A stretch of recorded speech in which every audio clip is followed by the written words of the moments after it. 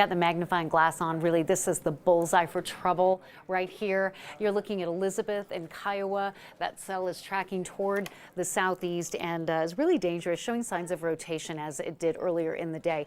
This severe thunderstorm is located right now right over the top of Greenland, or 24 miles north of Colorado Springs. It's moving east at 25.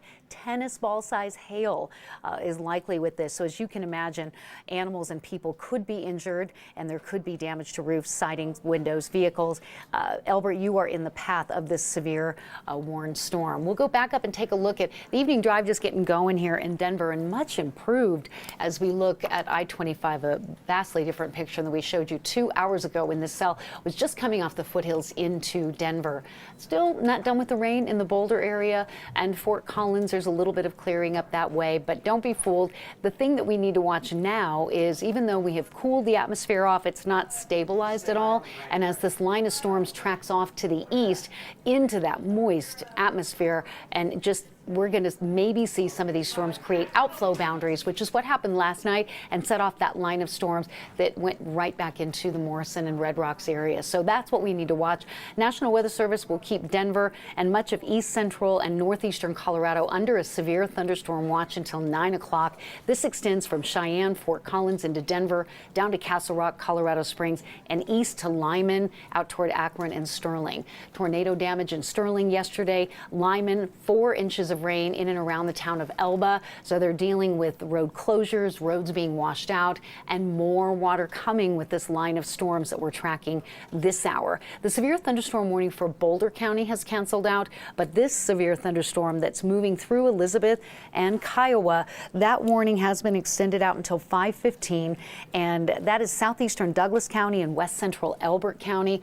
When this cell developed early in the day around 1:30 in central Jefferson County, look at this, a hail size 1.75 inches up in the Jefferson County area near Evergreen, and then that path following the path that we saw that storm move through last night between about 8 and 10:30, following a similar path right into Lakewood. Then it started showing signs of rotation. Tornado report in Northwest Highlands Ranch, lots of trees down, lots of flooding in Highlands Ranch, getting reports Wildcat Parkway, Broadway, south of C470. Really just a lot of mess from this storm, which is tracked southeast now into Ponderosa Park and Kiowa, extending north into Bennett. And Byers, you're in the path as well. And with the history of 1 to 2 inch diameter hail, torrential rainfall, and thunder and lightning that is just so dangerous, along with the damaging wind that has brought down trees and power lines, the area in the yellow polygon with that severe thunderstorm warning, this is really kind of the focus for where we're seeing the storm create the most damage. In the next 20 minutes or so, new polygon up toward Kiowa, severe thunderstorm warning out toward the Deer Trail area. The cell was not moving all that fast earlier. It's picked up a little bit of steam, but under the magnifier there where you're seeing that hail return, they've got hail on the ground 3 to 4 inches deep, and we can see also a lot of water along with the hail reports, anywhere from an inch of rain up near Boulder to almost 2 inches in Highlands Ranch, Castle Pines North, downtown Denver, out toward the Parker area and Ponderosa Park. There is the hail signature, and we can see the exact path: Evergreen, Ken Carroll, Highlands Ranch, out into Douglas County and now into western Elbert County. And cell is still producing big hail, and we're getting some now water reports coming in from the torrential rain. So Kiowa, you are in the path of this. Franktown, Elizabeth, kind of on the fringe now. The worst may be over for you.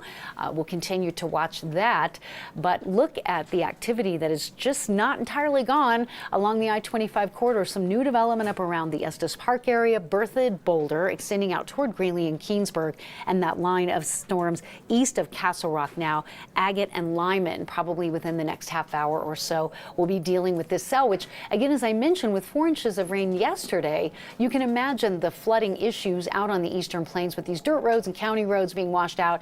People have one way in and one way out, and they're trying to feed animals and take care of their life out there and their people. and a lot of issues out in eastern Colorado. Yesterday, our Sky 9 was flying and really showed a lot of the sinkholes and roads that were washed away. One that I saw myself was County Road 13 out by Elizabeth, which they've been trying to get that open and working again for a while. So Storm Prediction Center again has us in that outlook area tonight through 9 o'clock for hail up to 1 inch in diameter, but these cells have brought bigger hail than that and certainly have shown signs of rotation. Futurecast will show the heaviest rain east of Castle Rock and Aurora by 6:30, a secondary line Fort Morgan up to Raymer. Not done by 8:30 tonight. A little bit of rain around DIA. We're going to check in with DIA and see. They had a ground delay earlier. No big surprise there. Things may be improving pretty quickly there. We still have the threat of heavy rain, thunder, and lightning until about 9 o'clock tonight. If we don't have outflow boundaries to deal with like we did last night, they're going to come back in and sort of create kind of a resurgence of thunderstorms and create another line of severe weather. So we have an active evening, but then a shift in the pattern late tonight into tomorrow that will last several days. Temperatures today did warm into the mid-70s, enough to break the cap. It was enough to get thunderstorms developing vertically into the atmosphere to produce those large hailstones, and those clouds can only hold those big stones for so long before they come crashing down, and that's what we've been covering all afternoon. But look at your extended forecast. We have Friday sunny, warm, and dry. I did see something on Futurecast late tomorrow out around Fort Morgan or Sterling, kind of extreme northeastern Colorado, maybe tomorrow night, so I'm going to kind of watch that. But Denver, I have dry through the weekend, a little cooler on Sunday, and then mid to upper 80s for Monday and Tuesday and Wednesday. So Kim and Alex, this is much improved scenario over what we've seen for most of the afternoon, I will tell you that. And the extended forecast is going to be nothing but helpful, as wonderful as rain is and water is, and I hear from all of you about that, and we love it.